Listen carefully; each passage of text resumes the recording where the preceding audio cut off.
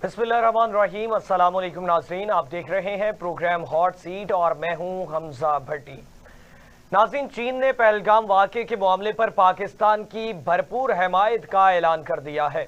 चीन के वज़ीर ख़ारिजा का कहना था कि हम पाकिस्तान के जायज़ सिक्योरिटी ख़दशात को मुकम्मल तौर पर समझते हैं और पाकिस्तान की खुद मुख्तारी और सलामती के मफादात के तहफ़्फ़ुज़ की कोशिशों की भरपूर हमायत करते हैं। उन्होंने पहलगाम में पेश आने वाले हालिया वाक़े की मुनसिफाना और बरवक्त तहकीकात की हमायत का भी अयादा किया है। दूसरी जानिब भारतीय फौज का एक और फेक इनकाउंटर बेनकाब हो गया है। जराए के मुताबिक मकबूजा कश्मीर के एक और रिहायशी इल्ताफ लाली को भारतीय फौज ने फेक इनकाउंटर में शहीद कर दिया।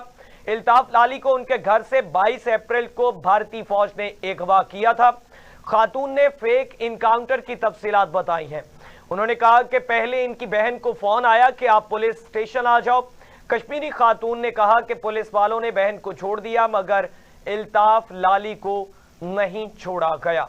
इस पे बात करेंगे और इसके साथ साथ वजीर दिफा ख्वाजा आसिफ, उन्होंने प्रेस कॉन्फ्रेंस की। उन्होंने कहा कि अभी भी जो है वो जंगी कैफियत मौजूद है। पाकिस्तान की तीनों फोर्सेस जो हैं वो बिल्कुल तैयार खड़ी हैं।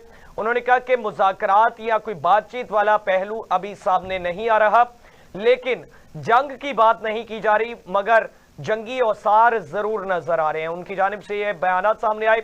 और दूसरी जानिब मुश्तरका मफादात काउंसिल का इजलास भी शुरू हो चुका है, जिसमें वज़ीर आला पंजाब मरियम नवाज शरीफ साहबा, वज़ीर आला सिंध मुराद अली शाह, वज़ीर आला बलूचिस्तान और दीगर अहम लोग उस पर शिरकत कर रहे हैं और 6 निकाती एजेंडा उसमें ज़ेर बहस लाया जाएगा। इन तमाम तर तफसीलात पे बात करेंगे। हमें ज्वाइन किया है सीनियर तज्जियाकार मुकीम अहमद साहब ने। मुकीम साहब, बहुत शुक्रिया, अपनी कीमती वक्त दिया। और हमें ज्वाइन किया है पाकिस्तान तहरीक इंसाफ से एडवोकेट मलिक फारूक ने। मलिक साहब, बहुत शुक्रिया, आपने कीमती वक्त दिया। मुकीम साहब, आपसे आगाज करना चाहूंगा। चीन ने पाकिस्तान की भरपूर हिमायत का ऐलान कर दिया है, क्या कहना चाहेंगे, किस तरह से देखते हैं और क्या नुक्ता नजर होगा आपका इस पे? हमजा, बहुत शुक्रिया। ये जो जारियत है इसमें इस वक्त पूरी दुनिया को और सेंसेबल लोगों को पहला जो नुक्ता होता है कोई एलिगेशन, उसकी तफ्तीश और तहकीक होती है और फिर किसी नतीजे पर आप पहुंचते हैं। अब ये जो पहलगाम का वाकया हुआ है इसमें एक तो ये से कई सौ मील दूर हुआ है, दूसरा वहां पे 7 लाख भारतीय सिक्योरिटी फोर्सेस तैनात हैं और अब से नहीं कई साल से हैं। 1 लाख से ज्यादा पुलिस है, 1.5 लाख के करीब बॉर्डर सिक्योरिटी पुलिस है। फिर वो बॉर्डर जो है वो सील्ड है। उसके बाद 30 से ज्यादा इंटेलिजेंस एजेंसियां हैं जो एक क्लियर कट सिक्योरिटी फेलियर हुआ, सिक्योरिटी ब्रीच हुई, लेकिन वो उसको मानने को तैयार नहीं है। ना उन्हें ये समझ आ रहा है कि हम अपने जनता जिसे कहते हैं उसको वो ट्रक की बत्ती के पीछे लगा रहे हैं, ना तो वो सही बात रोज कर रहे हैं। आज 6 दिन हो गए इस वाक़े को तकरीबन, और जो NIA है उनकी जो सबसे बड़ी तहकीकाती तंजीम कह लें या इदारा कह लें, उसको कल जाकर उन्होंने डेप्यूटाइज किया है केस। और इस तरह घटना में या इस ट्रेजेडी में सबसे हैरानकुन बात यह है कि उस वाक़े के 10 मिनट के अंदर FIR दर्ज हो गई और आना जो है उस मकाम से कई मील दूर है।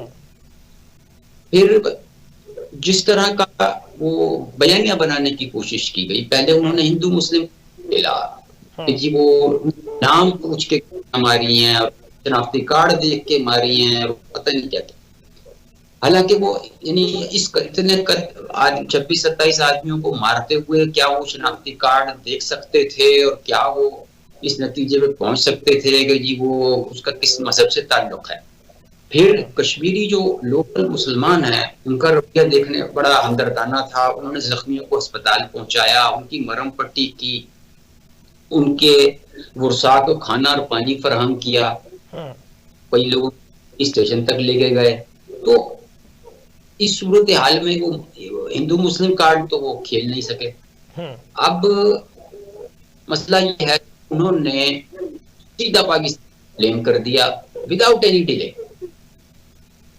अब ये सोची समझी एक साजिश कह लें या फॉल्स फ्लैग ऑपरेशन कह लें, कि पहले भी 5-7 मरतबा ऐसा हो चुका है कि इल्जाम पाकिस्तान को पहले धर देते हैं, बाद में काम उनका अपना निकल आता है। मैं 2-3 वाकया बताता हूँ। माली हुआ था, पूरा में हुआ था 35 सिखों का कत्ल, वहां भी इसी तरह इन्होंने शोर मचा दिया था, बाद में वो खुद इनके आदमी निकल आए। 2-3 वाकयात इसी तरह और बड़े बड़े हुए थे, उन्होंने पहले ही रोला डाल दिया जी पाकिस्तान का काम है। अब यहाँ भी यही है, पाकिस्तान ने उनको ऑफर किया कि भाई हम ज्वाइंट इन्वेस्टिगेशन कर लो, हम अपनी टीम भेज देते हैं, वो इस पे भी राजी नहीं है। पाकिस्तान ने कहा जी पार्टी उसको देख ले और नतीजे पे किसी पहुंच जाए, उन्हें वो भी कबूल नहीं है। तो वो अपनी मर्जी चला रहे हैं और वो सेंसलेस बात कर रहे हैं। मतलब ये ना कि आपकी बात में वजन हो कि पाकिस्तान का अभी तक कोई आदमी प्रूफ नहीं हुआ, किसी दुनिया की इंटेलिजेंस एजेंसी ने नहीं कहा कि पाकिस्तान इन्वॉल्व है, किसी मुल्क ने पाकिस्तान पर इल्जाम नहीं रखा, यूनाइटेड नेशन की जो करारदाद है उसमें पाकिस्तान का नाम नहीं है। अच्छा, कोई असला ऐसा नहीं हुआ कि जो कोई आप कहते हैं पाकिस्तान का बना हुआ है। तो मतलब पाकिस्तान को तो बिला वजह उन्होंने घेरना शुरू कर दिया है। और उसकी भी वजह है मेरे हिसाब में, जो मेरा तज्जिया कहता है वो अब आइंदा वाला स्टेट असेंबली का इलेक्शन है, जिसमें वो हिंदू वोट को जो है अपनी तरफ करने और हमदर्दियां समेटने के चक्कर में है कि जंग का बुखार लगा दो और उसके बदले में वोटों के थैले भर लो। ये पिछली दफा जो ये हमारे यहाँ पुलवामा में हुआ था, वो एन मोदी के पिछले इलेक्शन के वक्त हुआ था। वो इलेक्शन हार रहा था, अगर वो न होता तो वो तो उसका तो बोरिया बिस्तर गोल हो जाना था। और उसका बेनिफिट सबसे बड़ा उस वाक़े का वो मोदी और बीजेपी है। अब जो है वो बिहार की स्टेट का इलेक्शन है। बिहार जो बजाते खुद एक मुल्क के बराबर स्टेट है, इतना बड़ा साइज है, बड़ी आबादी है। आज तक बीजेपी को वहां पे आउटराइट मेजोरिटी नहीं मिली। कभी लालू प्रसाद यादव रहा या नीतीश कुमार रहा, और वो इसके हल्का असर से बाहर थे। अब वो उनकी पूरी कोशिश है कि ये इसको किसी तरीके से इस्तेमाल कर लें और आने वाले इलेक्शन में उसका बेनिफिट उठा लें। जी मलिक साहब आप इसको किस तरह से देखते हैं? ये वाकया पेश आया और पाकिस्तान को मूर्ते इल्जाम ठहराया जा रहा है और इस पे बिल्कुल भी जो है वो भारत की तरफ से नदामत जाहिर नहीं हो रही है। बैनुल-अक़वामी सतह पर भी ये चीजें जो है वो पॉइंट आउट की जा रही हैं, लेकिन उसके बावजूद भारत इसको मानने को बिल्कुल जो है वो तैयार नहीं है कि इस पे ये दहशतगर्दाना कार्रवाई है और इस पे पाकिस्तान का कोई हाथ नहीं है। देखिए, मुकीम साहब की बातें बिल्कुल ठीक है, लेकिन मैं थोड़ा सा इसको और तरह देखता हूँ कि जिस दिन ये वाकया हुआ पहलगाम का, जो सो कॉल्ड इन्होंने जो ड्रामा किया इंडिया ने, उस दिन जो इनका वज़ीर आज़म था मोदी, वो सऊदी अरब में था और अमरीकी जो नायब सदर था वो इनके दौरे पे था। तो मैं समझता हूँ ये इसकी जो आप कह रहे कड़ियां, शायद एक जो नया ट्रंप आने के बाद दुनिया में वो चेंज लाने की कोशिश कर रहा है, अपनी पॉलिसी जो वो बदल रहा है, टैरिफ लगा रहा है। मैं समझता हूँ, मैं इसकी जो चीजें हैं वो चीन के साथ जोड़ता हूँ। और जो चीन ने आज हमारे हक में बयान दिया है वो हम उसको खुशाइन करार देते हैं। वो हमारा ना दोस्त है, स्ट्रेटेजिक दोस्त है, हमारा माशी तौर पर वो हमारी बड़ी हेल्प करता है। तो असल में जो इसके ताने बाने वो चीन के साथ मिलते हैं। तो जो अमेरिका है उसकी कोशिश है कि किसी तरह चीन को तबाह किया जाए, और जो पाकिस्तान है वो समझते हैं कि पाकिस्तान और चीन एक है और हम है भी एक है। तो वो मेरी जो ख्याल है कि वो जो चाहता है कि किसी तरीके से ये ऐसी फजा बनाई जाए कि हम पाकिस्तान को भी दबाएं, चीन को भी दबाएं, लेकिन अब पाकिस्तान दबने वाला नहीं है। और बेशक हमारे जो इंटरनेट सूरत हाल है, ये शायद उसे समझते हैं कि हम उससे फायदा उठाना चाहेंगे कि हमने एक बहुत बड़ी सियासी कुव्वत है, उसको जिस तरह ठिकाने लगाया गया है, और एक जो लीडर है जिसके पास अवामी कुव्वत है उसको जिस तरह जेल के अंदर बंद किया गया है। लेकिन इंडिया की ये सारी भूल है। हम इंडिया के खिलाफ ये तो हम खुद फौज बन के हम इनके साथ लड़ेंगे, ये इंडिया मत सोचे। वो अगर मैली आंख हमारी तरफ करेगा तो इंशाल्लाह हम उसकी आंख निकाल कर रख देंगे। लेकिन मैं समझता हूं कि इससे हमें पाकिस्तान को भी और पाकिस्तान की जो करता धरता है उनको कुछ थोड़ा सा सबक भी सीखना चाहिए कि हमें अपने दुश्मन को ऐसा मौका नहीं देना चाहिए कि वो हमारी अंदरूनी जो सूरत हाल को का फायदा उठाने की कोशिश करे, या इसके ऊपर वो सियासत या जो भी उसके चीजें हैं जिसको वो पूरा करना चाहता है वो उसकी तरफ वो उसकी कोशिश हो। तो मैं समझता हूँ कि इसके ताने बाने इस तरफ भी मिलते हैं, लेकिन इस चीज के ऊपर मैं आपको पूरी तरह वजाहत कर दूं कि इंशाल्लाह पाकिस्तानी कौम इंडिया के मामले में ये मत समझे, इंडिया मत समझे, हम एक है। तो लेकिन जो इनका फाल्स जो इन्होंने ये किया है पहलगाम वाला, खुद इंडिया से बड़ी आवाजें उठ रही हैं। आज भी काफी मैं उनके चैनल्स पे देख रहा था, काफी लोग इसके ऊपर शोर शराबा कर रहे थे कि इनकी सिक्योरिटी कहाँ की। बिल्कुल मकीन साहब की बातें दिल को लगती हैं कि इतने ज्यादा सिक्योरिटी फोर्सेस की मौजूदगी में ये वाकया अगर हुआ तो ये पहली बात होना ही नहीं चाहिए था। अगर हुआ तो ये उनका सिक्योरिटी फेलियर है, इसके ऊपर तो मोदी को अपनी कौम को वजाहत देनी चाहिए, उनके आगे पेश होना चाहिए, बजाय कि वो पाकिस्तान की तरफ मुंह करे और वो पाकिस्तान को इसका मोरद इल्जाम ठहराए। तो हम इसकी सख्ती से मजम्मत करते हैं। अच्छा, इसमें मलिक साहब एक चीज और, इंडियन मीडिया की जानिब से कुछ खबरें इस हवाले से भी रिपोर्ट्स जारी की जा रही हैं कि एक शख्स जो है उसका मुकाबला नहीं कर पा रही है हुकूमत वक्त और ये रियासत, जिसकी वजह से उसकी आड़ में उससे पीछे छुपने के लिए, दहशत गर्दी के लिए इस तरह के इक़दाम किए जा रहे हैं। पाकिस्तान के अवाम को इस दहशत गर्दाना कार्रवाइयों के पीछे छुपाया जा सके ताकि उनका ध्यान बानी पीटीआई से हटे। देखिए, मैंने आपको पहले ही बताया कि जब आप एक ऐसे शख्स को जिसका कोई गुनाह ही नहीं है, जो अपने ना करदा गुनाह की सजा, उसका गुनाह यह है कि वो पाकिस्तान को एक आजाद मुल्क देखना चाहता है, गुलामी से निजात दिलाना चाहता है, जिसमें हमारे फैसले आजादाना हो और मुल्क और कौम के लिए हम अपने फैसले करें। जो उसको जिस तरह जेल में डाला गया है, जिस तरह कारकुनान पर जुल्म किया जा रहा है, उनको उठाया जा रहा है, आज भी सनम जवेद और उसके शोहर को जिस तरह इन्होंने उठाया गया, तो मैं समझता हूँ ये दुश्मनों के लिए एक मौका है ना। तो वो समझते हैं कि मैं तो समझता हूँ कि 80% से ज्यादा लोग इस वक्त इमरान खान के साथ खड़े हैं। तो जब दुश्मन ये चीजें देखते हैं तो वो लामहला एक बहुत बड़ी ताकत है इंडिया, माने या ना माने 1.5 अरब उसकी आबादी है, उसके पास फौज है, उसके पास सबसे बड़ी बात उसके पास इकोनॉमी है।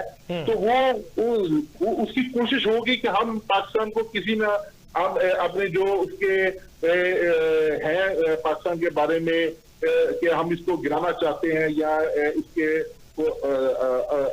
अफसर में मेरे मुंह से ये मतलब मैं कहना नहीं चाहता, टुकड़े करना चाहता है, उसकी बड़े नापाक अज़ाइम है। तो लेकिन इंशाल्लाह हमें अपनी फौज पर भी पूरा यकीन है, हमें अपनी पाकिस्तानी कौम पर भी बड़ा यकीन है। इसलिए हमारी जमात जो है वो अब ये आवाज उठा रही है। इस वक्त अगर हमें ऐसे सियासी तौर पर एक ऐसे शख्स की जरूरत है जो हमारे मुल्क को इकट्ठा कर सके, जो हमारी मुल्क की आवाम को इकट्ठा कर सके, जिससे हमारा ना सिर्फ हमें तवानाई मिले बल्कि हमारी फौज के पीछे पूरा मुल्क और पूरी आवाम खड़ी हो। तो उसके लिए मैं समझता हूँ इस वक्त अगर कोई यकजहती का निशान है, अगर इस वक्त कोई अमन का निशान है, इस वक्त अगर कोई पाकिस्तान को, चारों सूबों को, गिलगित बल्तिस्तान को, आजाद कश्मीर को 1 पॉइंट पर ला सकता है तो सिर्फ और सिर्फ इमरान खान है। तो इनको चाहिए कि जो इमरान खान को ये रहा करें, उनको उसके साथ बैठें, मुज़ाकरात करें, डायलॉग करें, और फिर जो मैसेज निकलेगा तो मेरा ख्याल है वो सारी इंडिया की जो फूक है हम इंशाल्लाह 2 सेकंड में निकाल देंगे। मुकीम साहब आप किस तरह से समझते हैं दहशतगर्दाना कार्रवाई, दहशतगर्दी का ये वाकया होता है और सबसे पहले सिंध माहिदा जो है उसका यकतरफा मुअत्तली का ऐलान किया जाता है, तो वजह एक बेसिक वजह यही सामने आती है, फिर चंद मिनट के बाद 6 किलोमीटर दूर थाने में FIR दर्ज हो जाना, तो ये एक प्री प्लान्ड प्रोसेस जो है उसको सामने लाता है, उससे पर्दा चाक करता है कि ये प्री प्लान्ड प्रोसेस था भारत की जानिब से और इस पे इल्जाम पाकिस्तान पे ठहराया जा रहा था। बैनुल अक़वामी सतह पे पाकिस्तान को जो है वो बदनाम करने की साजिश की जा रही थी और पानी बंद करने वाला ये मामला सामने आ रहा। सिंतास मुआहिदा एक मुआहिदा था सालसी और 3 ममालिक और तो शहीद में शामिल, जिसमें रूस भी शामिल था। इस तरफ जरा कम तवज्जो हमारे यहाँ चल रही है। अच्छा, इसको यकतरफा तौर पे दोनों पार्टियों में से कोई भी मुअत्तल नहीं कर सकता, उसमें तब्दीली नहीं ला सकता अनटिल एंड अनलेस दोनों पार्टियां एग्रीड हों। अच्छा, उसकी पानी मुअत्तली से फर्क नहीं पड़ता। ये ठीक है कि वो 3 दरियाओं का पानी डिवाइड हुआ था, 3 उनके हिस्से में आए, 3 हमारे हिस्से में आए। अब वो उसको स्टोर नहीं कर सकते, सच्ची बात तो ये है। उसके लिए उन्हें जो रिसोर्सेज दरकार हैं वो डैम की सूरत में है, और डैम आपको पता है कि छोटे से छोटा डैम भी 3 से 5 साल लेता है, और बड़ा डैम हो तो वो 12-15 साल की स्कीम होती है। फिर अगर वो उसको रोकते हैं तो दिल्ली और भारतीय पंजाब डूब जाता है। ये उनके मायरीन बता रहा है, ये को मैं अपने पास से नहीं जुड़ रहा हूँ। तो ये सिर्फ जज्बाती नारा कह लें, और भारतीय अवाम को जो है दाखिली मुश्किलात और मसाइल से हटाने की एक कोशिश है।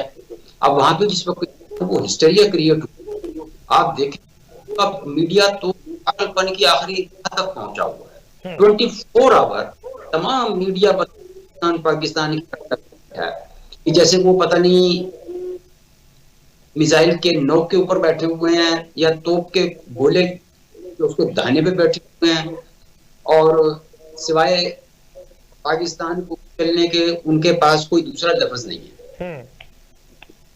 तो ये एक मैं कह रहा हूँ कि जहालत का आखिरी दर्जा है कि बगैर सोचे समझे आप इल्जाम, खैर ये सोची समझी साजिश है, मतलब बगैर सोचे समझे तो नहीं कहा जा सकता। ये एक प्री प्लान्ड स्कीम है जिसके तहत पाकिस्तान को मुर्द इल्जाम ठहराया जा रहा है। अभी तक अल्लाह का शुक्र है कि दुनिया के किसी मुल्क ने ये नहीं कहा, या किसी आजाद मीडिया ने ये नहीं कह दिया, या किसी इंटेलिजेंस एजेंसी ने कि पाकिस्तान इसमें इन्वॉल्व है। और उसका दामन साफ है, वो तो कह रहा है कि जनाब हमसे मिलके आप तहकीकात कर लें, लेकिन वो भी उन्हें कबूल नहीं है। अब देखें, अल्लाह करे उनको कोई हिदायत आ जाए किसी तरफ से और वो किसी अकल की बात पर अमल पैरा हो जाए। अदरवाइज तो फिर ये है कि उनका मुकाबला एक बार फिर एक मजबूत और मुस्तहकम पाकिस्तान आर्मी से होने जा रहा है, और जंग तो फिर जंग है, उसमें किसी भलाई की तवक्को नहीं की जा सकती। हमारी तो दुआ है और ख्वाहिश है कि वो हालात उस स्टेज तक ना जाएं, लेकिन अगर गए तो फिर यता जी।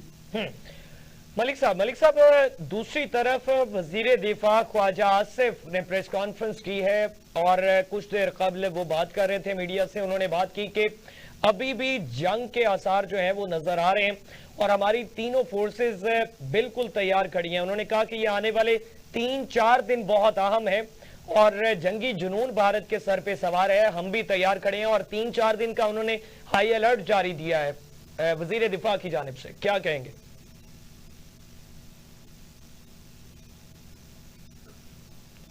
मलिक फारूक साहब, आप सुन पा रहे हैं मुझे?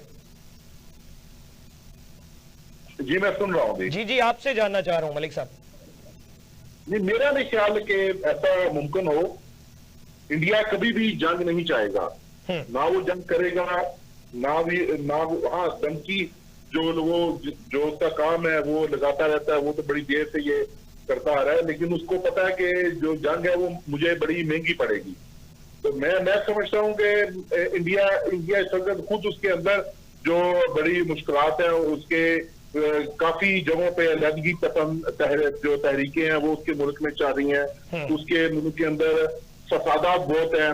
फिर जो सिख कम्युनिटी है वो खुद एक अब बड़ी ताकत बनकर सामने आ गई है, और वो बिल्कुल ऐसे अपना मौका पेश कर रही है जिस तरह हम पाकिस्तान अपना मौका पेश कर रहा है। तो खुद उसके अंदरूनी तौर पर वो इतना कमजोर है, अंदरूनी तौर पर उसके अंदर इतनी सारी कमजोरियां कायम हो चुकी हैं कि वो जंग सिर्फ नाम ले रहा है, तैयारियां कर रहा होगा, दिखा रहा होगा, लेकिन अब उसमें वो रोब या उस तरह की चीज नहीं है कि वो जंग की तरफ आए या वो पाकिस्तान पर हमला करने की जरूरत कर सके।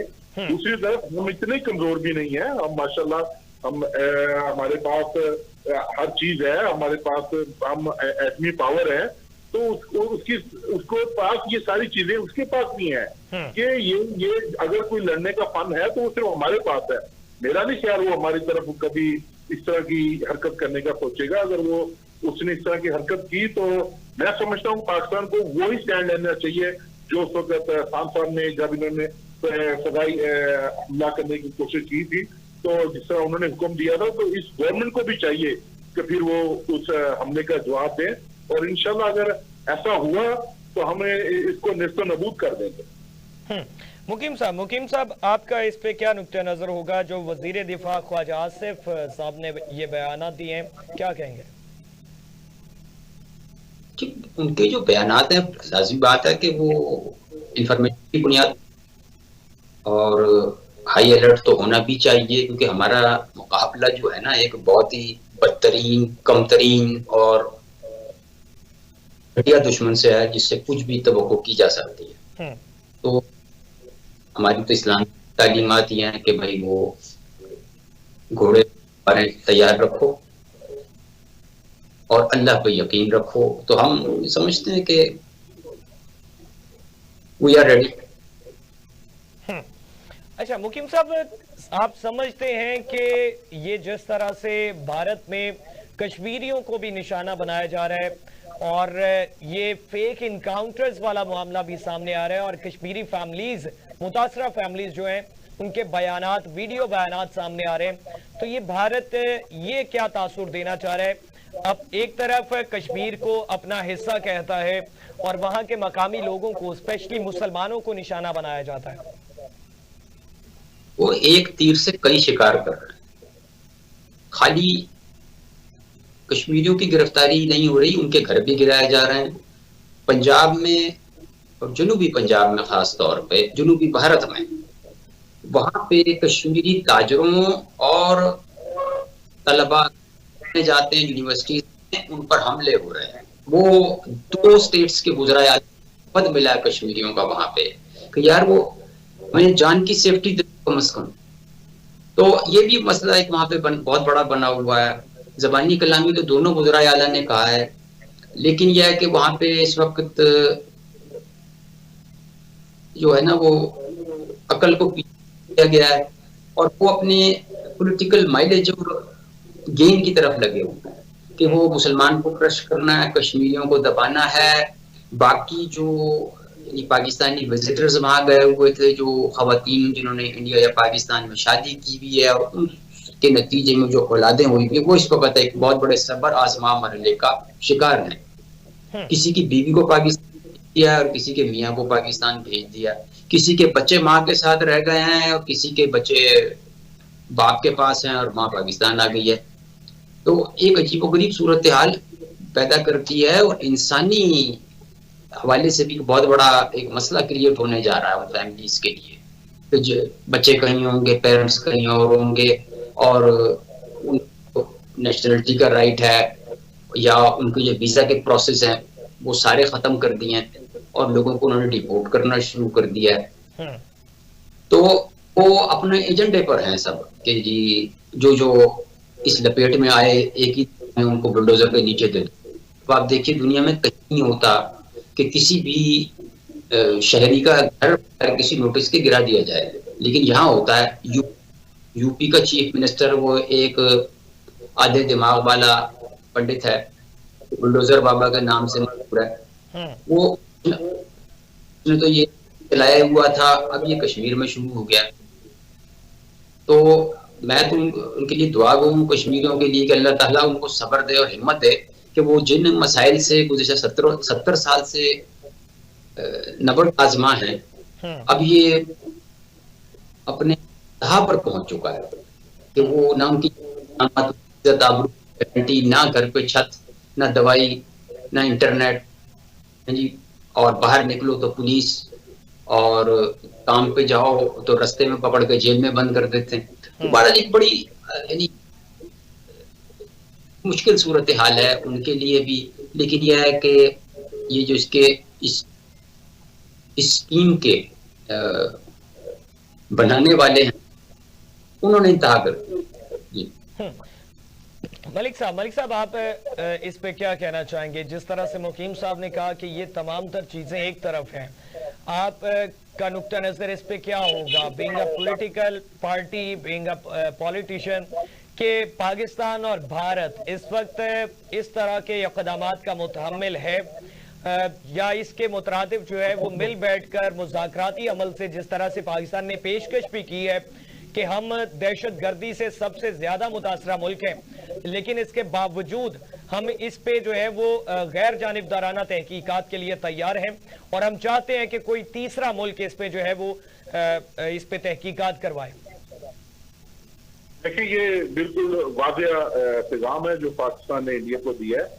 दोनों मुल्क इस वक्त माशी जंग लड़ रहे हैं, दोनों मुल्कों में गुर्बत है, लोगों की जो माशी हालत बड़ी कमजोर है, तो दोनों जो मुमालिक हैं वो जंग के मुतअम्मल बिल्कुल भी नहीं हो सकते। तो मैं समझता हूँ कि जो इंडिया कर है, ये देखें पाकिस्तान इस वक्त जिस तरह दहशत गर्दी का शिकार हो रहा है, बलोचिस्तान में जिस तरह इंडिया आके खुल्लम खुल्ला मुदाखलत कर रहा है, वो वहाँ की जो दहशत तंजीमें हैं उनको वो फंडिंग कर रहा है और जो वहाँ पे दहशत गर्दी हो रही है, इसके बाद पाकिस्तान तो इंडिया का हर जगह मुकाबला कर रहा है। तो ये हम तो पहले इसकी बड़ी पुरजोर तरीके से मुकम्मल करते आ रहे हैं कि जो इंडिया ने काम शुरू किया, अब वो जिस तरह उसने ये वाला भी ड्रामा रचाया है, तो अगर देखा जाए तो दोनों जो मुल्क हैं वो जंग के बिल्कुल मुताबिक नहीं है और जो मुज़ाकरात है वो बेहतरीन ऑप्शन होता है और हर चीज का हल जो है वो मुज़ाकरात है। तो मैं समझता हूँ कि इंडिया को चाहिए कि वो खुद इसकी तहकीकात करे, वो उसके पास में फोर्सेस मौजूद हैं और वो किसी और ममालिक से भी जाके वो मदद ले सकता है, अमेरिका से ले सकता है, रूस से ले सकता है, चीन से ले सकता है, वो जिससे मर्जी मदद ले, वो तहकीकात करे तो मेरा ख्याल है दूध का दूध पानी का पानी हो जाएगा। लेकिन वो इसके ऊपर आएगा नहीं, क्योंकि ये सारा जो भी किया गया है वो उसने खुद किया है, ये सारा उसने खुद रचाया है। अब इसके पीछे मकासद क्या है, अज़ाइम क्या है, वो भी पूरी दुनिया को नजर आ रहे हैं। तो मैं समझता हूँ पाकिस्तान ने एक बिल्कुल वाज़ेह पैगाम दिया है इंडिया को कि आए बैठे मिल बैठ कर बात करें, ये जो वाकया हुआ है इसकी तहकीकात की जाए, तो अगर उसके बाद फैसला किया जाए कि हमने क्या करना है। मुकीम साहब आपका इस पे क्या नुक्ता नजर होगा? मुज़ाकरात की जो है वो कोई औसार नजर आते हैं, पेशकश जो है वो गैर जानिबदाराना तहकीकात की गई, लेकिन आप समझते हैं कि दोनों ममालिक इस वक्त मुतहम्मिल हैं जंग के, या दोनों के जो माशी सूरत हाल है, पाकिस्तान बिलखुसूस दहशत गर्दी का शिकार है और दर्जनों सैकड़ों वाकयात जो हैं वो यहाँ पे होते हुए नजर आते हैं? जंग जो है वो कभी भी किसी मसले का हल भी नहीं है और इकोनॉमिकली एबल भी नहीं है। आपके सामने है,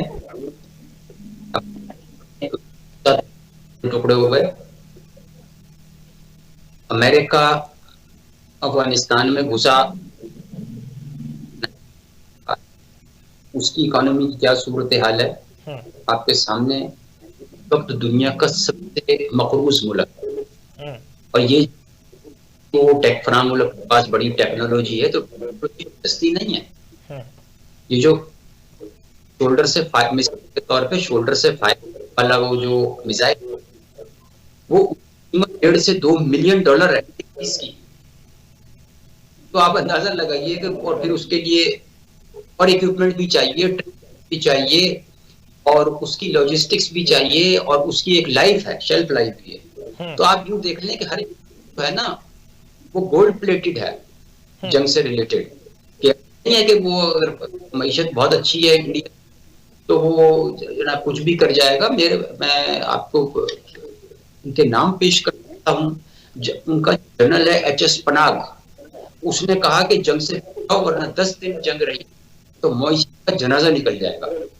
दूसरे एक जनरल डिलोन, उन्होंने मना किया, वो कि इस पागलपन से बाहर आ जाओ। फिर एक उनके अपराइट है रिटायर्ड जज, मरकंडे काजू, वो उन्होंने अल्फाज इस्तेमाल किए हैं कि भारत के जो जर्नैल हैं वो जंग के हवाले से बकवास कर रहे हैं। ये अनकोटिंग है। तो जो सेंसिबल लोग हैं वो उसकी मुखालफत कर रहे हैं। कर्नाटक का वजीर आला है सदारा मियां, वो रोला डाल रहा है कि भाई जंग की जरूरत नहीं है और ये बड़ा मशकूक केस है जिसको तुम पाकिस्तान पे डालने की कोशिश कर रहे हो। अब वो सारा मीडिया और सारी बीजेपी और हुकूमती जमातें जो हैं वो उसका खून चूसने पे लगी हुई हैं। तो एक अजीब हिस्टरिया क्रिएट हुआ हुआ, जिसे पागलपन बड़ी आसान जबान में आप कह सकते हैं। तो ये आसान नहीं होगा कि जी हमारे पास बड़े कोई रिजर्व हैं तो हम पता नहीं क्या कर लेंगे, ऐसा कुछ होने वाला नहीं है जी। ठीक है फारूक साहब आपसे जानना चाहूंगा, विफाकी वजीर खजाना मोहम्मद औरंगजेब ने हार्वर्ड यूनिवर्सिटी में पाकिस्तान कॉन्फ्रेंस से खिताब किया और दुनिया भर के सरमायाकारों को पाकिस्तान की तरक्की में शामिल होने की दावत दी गई और पाकिस्तान की मुआशी और समाजी तरक्की की राह का खाका पेश किया गया। क्या कहना चाहेंगे पाकिस्तान की मुआशी सूरत हाल के हवाले से वजीर खजाना मोहम्मद औरंगजेब बैनुल अक़वामी सतह पर इस तरह के इक़दाम कर रहे हैं? देखिए, जब से ये हुकूमत आई है तो ये अपनी भरपूर तवानाई इस काम की तरफ लगा रही है कि किसी तरीके से जो हमारी माशियत है वो ठीक हो जाए। लेकिन मसला ये है कि ये फॉर्म 47 वाली हुकूमत है, इसके ऊपर कोई एतबार नहीं करता। इसके पास अवामी ताकत नहीं है, अवामी मैंडेट नहीं है। इसलिए लोगों को पता है कि ये लोग कौन है, ये उठा के किसी जगह से ये लाकर बैठा दिए गए हैं। तो जो सरमायाकार बाहर से आता है वो ड्रामागीर होता है, उसके पास होता कुछ नहीं है, उसको प्रोटोकॉल इतना दे दिया जाता है कि पता नहीं वो हमारी इकोनॉमिक्स को कहां से कहां ले जाएगा। तो बात ये है कि ये कोशिश करते हैं, लेकिन देखें जो सरमायाकार होता है वो सबसे पहले उस मुल्क की इंटरनल सूरत देखता है कि उस मुल्क की इंटरनल सूरत क्या है, सियासी सूरत क्या है। अब सियासी सूरत तो पूरी दुनिया को पता है कि जो इस वक्त जो हमारा सुप्रीम लीडर है, जो इलेक्शन जीता हुआ है, जिस तरह इन्होंने 17 सीटों वालों को आगे पीएम बनाया हुआ है, तो कौन बंदा है या कौन मुल्क है जो इनके ऊपर एतबार करेगा, इनके ऊपर एतमाद करेगा, वो यहाँ पे सरमायाकारी करेगा। तो मैं समझता हूँ कि हमारे लोगों को, जो हमारे ताकतवर लोग हैं, उनको सोचना चाहिए मुल्क के लिए, कौम के लिए, जिसका हक है ये उनको दें, वो मैंडेट उनके हवाले करें। फिर आप देखें इंशाल्लाह हमारे मुल्क में कैसे खुशहाली आती है, हमारे मुल्क में कैसे सरमायाकार। मलिक साहब, मौजूदा सूरत हाल के मुताबिक मैंडेट आपको वापस मिलता नजर नहीं आ रहा है और इस पे 1 साल से जायद का अरसा गुजर चुका है और जो प्रोजेक्ट्स जिस तरह की जो है वो पाकिस्तान के अवाम को उम्मीदें उमंगें दिलवाई गई थी, उस पे हुकूमत वक्त पूरा भी उतरते हुए नजर नहीं आ रही है। तो आने वाले दिनों में आप समझते हैं कि आपको मैंडेट वापस दे दिया जाए और आप जो है वो परफॉर्म कर पाएंगे इस अवाम के लिए? देखिए, इसके बगैर हाल ही नहीं है। मैं कहता हूँ, देखिए ना, इसके बगैर आप ये इलेक्शन करवा दें, जिसको बिल्कुल फ्री एंड फेयर इलेक्शन हो, जिसके पास मैंडेट हो, उसको हुकूमत दे दें। ये तयन कौन करेगा, कैसे किया जा सकता है कि किसके पास जो है वो मैंडेट है, किसके पास पाकिस्तान के अवाम की सपोर्ट है? हमारे लोग गुजरते रहेंगे, हमारा मुल्क गुजरता रहेगा। तो मैं समझता हूँ फिर मतलब कोई मुआवजा ही है जो हमें इन चीजों से निकाल सकेगा। तो मैं तो एक ही चीज का मतलब, मेरा तो 1 पॉइंट है, यही एक बयान है कि इस मुल्क को जिसको अवाम चाहती है ये मुल्क उसको दे दिया जाए। मैं समझता हूँ कि वो अगर इमरान खान दोबारा आता है, इंशाल्लाह आएगा, हम वज़ीर-ए-आज़म बनेगा, तो आप देखें जिस तरह पहले मुल्क जिस तरह मशरत और उसकी बेहतर हो रही थी और एक रोड मैप बन गया था और हमारा मुल्क उसकी तरफ गामजन था, तो इंशाल्लाह हमारा सफर फिर वहीं से शुरू होगा और हम जरूर इस मुल्क को, अगर हमें अल्लाह ताला ने मौका दिया, हमारे नसीब में हुआ और ये जिस तरह हमारा हक ना छीना गया, तो हम जरूर अपने मुल्क के लिए इंशाल्लाह दिन रात काम करेंगे और तरक्की की तरफ जाएंगे।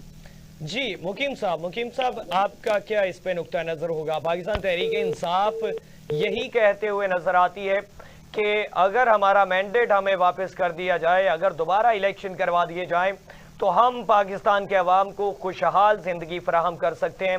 तो वो कौन सी ऐसी कुंजी है जो सिर्फ पाकिस्तान तहरीक इंसाफ के पास या बानी PTI के पास है, दीगर सियासी जमातों के बरसरे इख्तिदार बैठे लोगों के पास नहीं है?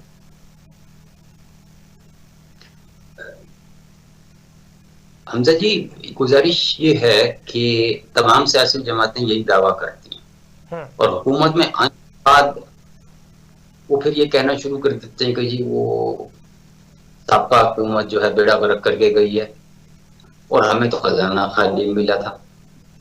यही जब से हमने होश संभाली हमने तो यही कुछ देखा। तमाम हुकूमतों ने और तमाम बरसर इक़्तिदार जमातों ने यही रोना रोया, हमें यही बता दिया कि वो अभी तो पता ही नहीं था, हमें तब पता लगा इतनी हालत खराब थी। अब ये आपके सामने है कि पीटीआई के आखिरी दौर में क्या पोजीशन थी और बाकी जमातों का भी हाल आपके सामने है। तो वो शेर है ना कि वो न वो बदले न दिल बदला न दिल की आरज़ू बदली, न वो बदले न दिल बदले दिल की आरज़ू बदली, मैं क्यों कर एतबारे इनकलाबे आसमां कर लूं। तो हमारी हालत है आम शहरियों की, हमें तो ये समझ नहीं आती कि किसकी बात का यकीन करें। तो जो आता है, जो आना चाहता है वो हमें सब्ज़ बाग दिखाता है और जब मौका आता है तो हाथ खड़े कर देते हैं कि जी वो उसी जाने से वो जाने साडा काम हो गया खत्म। तो इस किस्म की सूरत हाल। लेकिन यह है कि अब ये इंटरनल जो हमारी सूरत हाल है इसको हमें इम्प्रूव करना ही पड़ेगा और सबको चलना पड़ेगा, क्योंकि हमारा मुकाबला जो है एक बहुत ही घटिया बदतर दुश्मन से है जिससे हम कोई अच्छी तवक्को कर नहीं सकते। तो हमें अब यह अपने इख्तलाफात पर से पुश डाल के मुल्की मफाद को सोचना पड़ेगा और कौम की भलाई की तरफ जाना पड़ेगा। जी ठीक, बहुत शुक्रिया। मुकीम अहमद साहब सीनियर तज्ज़ियाकार हमारे साथ मौजूद थे और एडवोकेट मलिक फारूक पाकिस्तान तहरीक इंसाफ से हमारे साथ मौजूद थे और हमने बात की चाइना ने चीन की जानिब से पाकिस्तान की भरपूर हिमायत का ऐलान कर दिया गया है और चीनी वज़ीर ख़ारिजा की जानिब से वाज़े बयान सामने आया। पाकिस्तान के जायज़ सिक्योरिटी खदशात को मुकम्मल तौर पर समझते हैं और पाकिस्तान की खुद मुख्तारी और सलामती के मफादात के तहफ़्फ़ुज़ की कोशिशों की भरपूर हिमायत भी करते हैं। और इसके साथ साथ हमने बात की भारत की मौजूदा सूरत हाल के मुताबिक पाकिस्तान जो है वो बिल्कुल तैयार खड़ा है। तमाम सियासी जमातों की जानिब से मुत्तहिद होकर पुरअज़्म तरीके से अयादा किया जा रहा है कि पाकिस्तान बिल्कुल तैयार है। अगर भारत ने किसी भी किस्म की जारहियत की कोशिश की, अगर जंगी जुनून सवार करते हुए पाकिस्तान पे किसी भी तरीके से जो है वो कोई एक्शन लेने की कोशिश की तो फिर भरपूर तरीके से जवाब दिया जाएगा। और इस पे मौजूदा सूरत हाल के मुताबिक बात की, उस पे पाकिस्तान तहरीक इंसाफ की जानिब से ये कहा जा रहा है कि हमारा मैंडेट अगर हमें वापस कर दिया जाए तो हम पूरी कोशिश करेंगे कि माजी की तरह पाकिस्तान के अवाम को डिलीवर कर सके। लेकिन वो कौन सी ऐसी कुंजी है जो सिर्फ बानी पीटीआई या पाकिस्तान तहरीक इंसाफ के पास है, जो आने वाले दिनों में या आने वाले सालों में ये मुल्क की मौजूदा सूरत हाल को एकदम से दुरुस्तगी की तरफ लेके जा सकती है, जो बरसरे इक़्तिदार बैठे लोगों के पास नहीं है। और इस पे मुकीम अहमद साहब की जानिब से ये बयान सामने आया। उनका नुक्ता नज़र ये है कि तमाम सियासी जमातें माजी में भी इसी तरह के बयानात देती हैं और अभी भी उसी रविश के साथ वो आगे बढ़ती हुई नजर आती हैं। लेकिन पाकिस्तान के अवाम बेहतर समझते हैं और जानते हैं कि कौन सी सियासी जमात उनके लिए बेहतर कर रही थी और कर सकती है। नाज़रीन, आज के लिए इतना ही। अपने मेज़बान हमजा भट्टी को इजाज़त दीजिए। अल्लाह ने के बाद।